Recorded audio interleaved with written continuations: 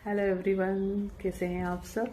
मैं कोमल और आज बहुत ही स्पेशल टॉपिक पे बात करने जा रही हूँ। It's about narcissist. ओके, बहुत स्पेशल है ये क्योंकि इसकी अवेयरनेस आने से भी आपकी बहुत सारी हीलिंग हो जाएगी। ओके, तो पहली चीज़ तो ये नार्सिसिस्ट मतलब किस तरह का पर्सन हुआ, और सेकंड चीज़ अगर आप ऐसे किसी रिलेशनशिप में हैं तो आप उसमें फंसे किस लिए, और थर्ड चीज़ उससे कैसे बाहर आ सकते हो। पहले तो मैं इसका डिक्शनरी मीनिंग आपको पढ़ के सुनाती हूँ। इट्स वो मीनिंग अपने आप में बहुत कंप्लीट है, सुनिएगा। Personality qualities includes thinking very highly of oneself, needing admiration, okay, needing admiration, believing others are inferior and lacking empathy for others। ठीक है, तो पहली चीज यह जो पर्सन नर्सिसिस्ट है, सबसे पहली चीज उनको लगता है वो बहुत सुपीरियर है किसी दूसरे इंसान से। ठीक है, they will find themselves as a very beautiful, very powerful, very intelligent and they will consider other as a inferior। ठीक है, तो ये चीज उनकी पहली हो गई है। ठीक है, तो उनको बहुत ज्यादा अपने आप पे ये रहेगा कि मैं बहुत सुपीरियर हूँ। ठीक है, और दूसरी चीज वो हमेशा उनका क्राइटेरिया हमेशा एक फैंटेसी रहेगा कि हाँ, तो मेरे लिए जो पार्टनर होगा वो कैसा होगा। इट्स लाइक वेरी ब्यूटीफुल होना चाहिए और वेरी सक्सेसफुल होना चाहिए, है ना। ये उनकी फैंटेसी रहेगी, या फिर उनकी सक्सेस भी मॉनिटरी या जॉब वाइज ऐसी ही रहेगी। ठीक है, सब कुछ ऊपर से।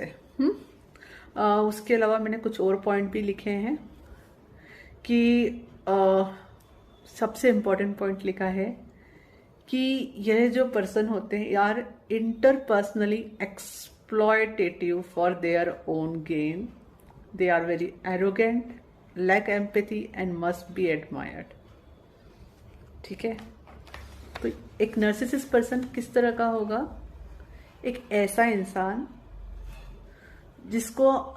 जिसके साथ अगर आप कम्युनिकेशन में है तो पहली चीज आपको उसको टॉप पे रखना है, उसको बहुत एडमायर करना है। ठीक है, लेकिन आप उससे ज्यादा उम्मीद मत लगाओ क्योंकि वह पर्सन एम्पैथी नहीं रखता है और छोटी छोटी बातों पे एरोगेंसी दिखा सकता है, 100% दिखा सकता है। ओके, और मैंने किसी से सुना था और मुझे बहुत परफेक्ट लगा वो एग्जाम्पल। नार्सिसिस्ट मतलब ऐसा क्या हुआ, एक ब्लैक होल जिसमें आप जो भी डालोगे वो सक हो जाएगा। ओके, तो आप उसको इस तरह से देख सकते हो। लेकिन एक ऐसा ब्लैक होल जो ब्लैक होल दिखता नहीं है, कितना all the glitters are not gold, है ना। हर चमकती हुई चीज सोना नहीं होती, दिखने में लगेगा it's gold but it is a black hole जो इसमें आप जो भी डालोगे वो सक हो जाएगा। ओके, और ऐसे लोगों को ना अपना समय बिताना भी सिर्फ ऐसे लोगों के साथ पसंद होगा जिनको लगता है कि हाँ वो भी सुपीरियर है, बहुत पावरफुल है, सक्सेसफुल है, या उनके पास बहुत मनी है, या फिर बहुत ब्यूटीफुल है, जिनको समझते हैं कि हाँ उनके टक्कर के समथिंग लाइक दैट। सिर्फ उनके साथ उनको समय बिताना पसंद होता है।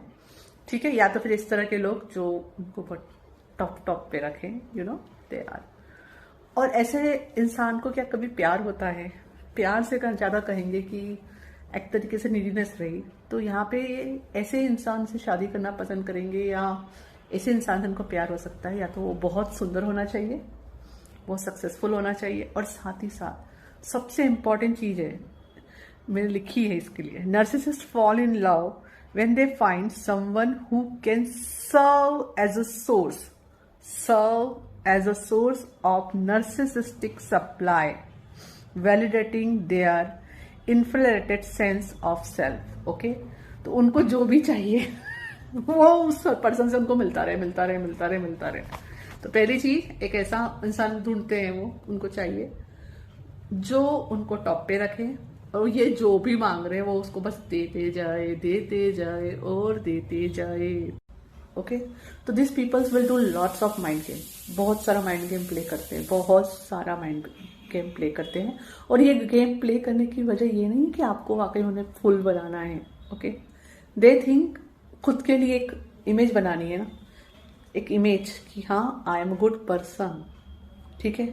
क्योंकि अगर वो अपने इमोशन से, अपने फीलिंग से कनेक्ट हो गए तो they will get to know कि वो अपना कब पार के लोगों से फील कर रहे हैं, एंड वो जो ले रहे हैं सामने वाले से, it is unhealthy way to take it, और इस तरह से करके वो गलत कर रहे हैं, तो वह उस गिल्ट में नहीं जाना चाहते, शेम में नहीं जाना चाहते।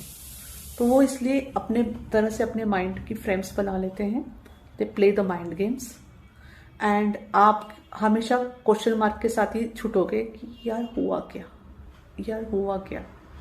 Okay, so I hope I am able to explain the personality of narcissist person, कि अगर आप किसी से डील कर रहे हो और वहां हमेशा आप लास्ट में या तो क्वेश्चन मार्क के साथ छूट रहे हो या ब्लेम के साथ छूट रहे हो, मतलब आप गुड दे रहे हो और साथ में ब्लेम भी ले रहे हो और साथ में सेल्फ डाउट से भर रहे हो खुद के ऊपर, तो वहां उस रिश्ते में आपको देखने की जरूरत है आखिर हो क्या रहा है, ठीक है। This is some criteria I told you. अब इसमें आप पहली बात फंसे क्यों? आप फंस इसलिए जाते हो क्योंकि आप बाहर से प्यार ढूंढने की कोशिश कर रहे हो या बाहर से वैलिडेशन देखने की कोशिश कर रहे हो, ओके।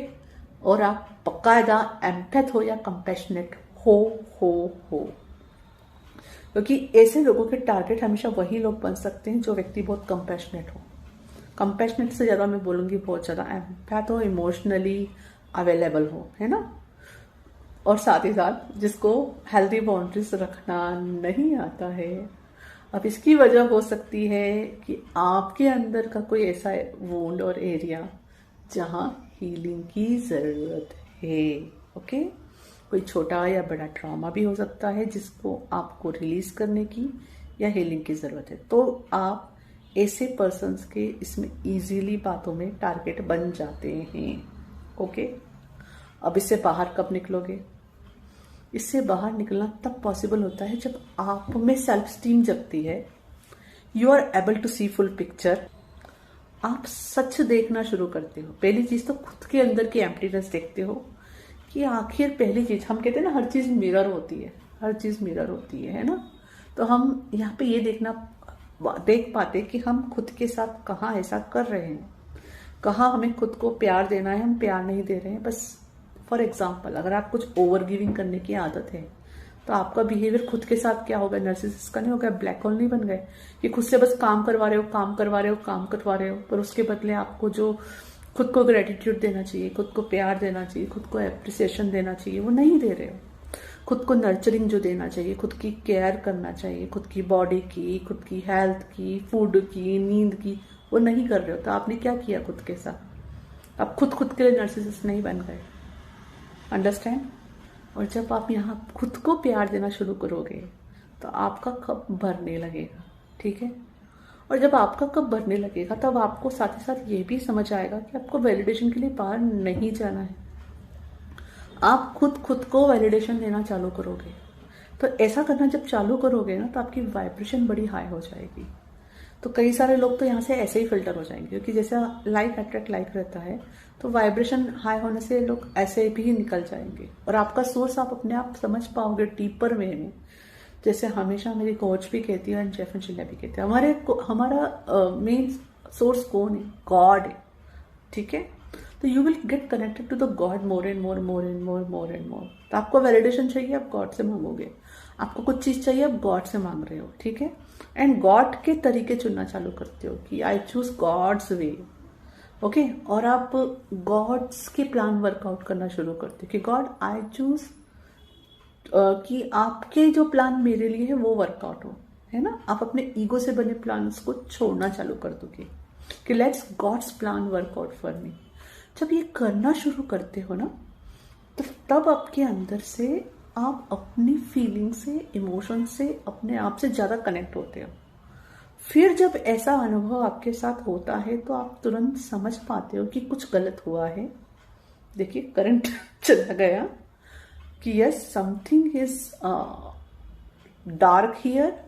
वो डार्कनेस को आप देख पाते हो, ओके। एंड फिर ऑफकोर्स आप अपनी हीलिंग चूज कर रहे हो। देखो हीलिंग चूज कर रहे हो बोला, करंट आ गया, ओके। सिंक्रोनिसिटी कहते हैं इसे, ठीक है। जब आप अपनी हीलिंग चूज करते हो वहां पे, तो आप अपने आप क्लैरिटी चूज करना, ट्रूथ चूज करना चालू करते हो। गॉड को बोलते हो आई चूज ट्रूथ। गॉड आपको दिखाएंगे ही दिखाएंगे वहां सच। ठीक है, पहले आपको अनकंफर्टेबल फील होगा क्योंकि आप उस पर्सन से बहुत अटैच हो चुके होंगे, तो वहां से डिटेच होना थोड़ा सा डिफिकल्ट लगेगा, but you will be able to do it. Okay, और ये प्रोसेस में होगा, पहले हो सकता है थोड़ा थोड़ा थोड़ा करके, पर अल्टीमेटली आप उस ट्रैप से पूरी तरह से बाहर आ जाओगे। ओके, तो इसका सॉल्यूशन है आपका खुद से प्यार करना, जिसे हम सेल्फ लव कहते हैं, गॉड को सोर्स मानना, अपनी हीलिंग करना।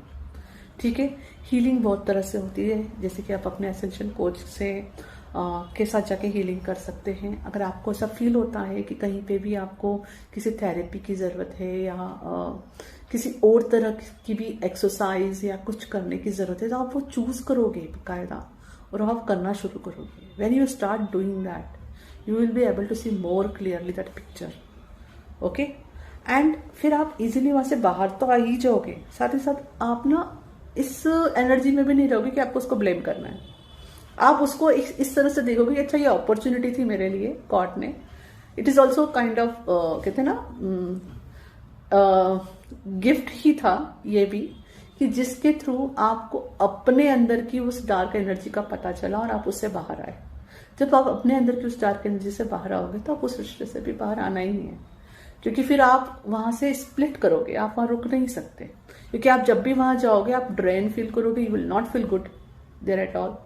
और धीरे धीरे आपको अनकॉन्शियस माइंड आपके साथ इस हद तक सेटल हो जाएगा कि you will accept it this change. और चेंज हमेशा ट्रांजिशन पीरियड जिसे कहती हूँ, स्टेप बाय स्टेप होता है। ठीक है, तो हो सकता है पहले स्टार्टिंग के स्टेजेस में आप वहां जाओ, फिर ना जाना बंद कर दो, फिर वापस कुछ समय बाद जाओ, फिर जाना बंद कर दो, and slowly you will come out completely from there.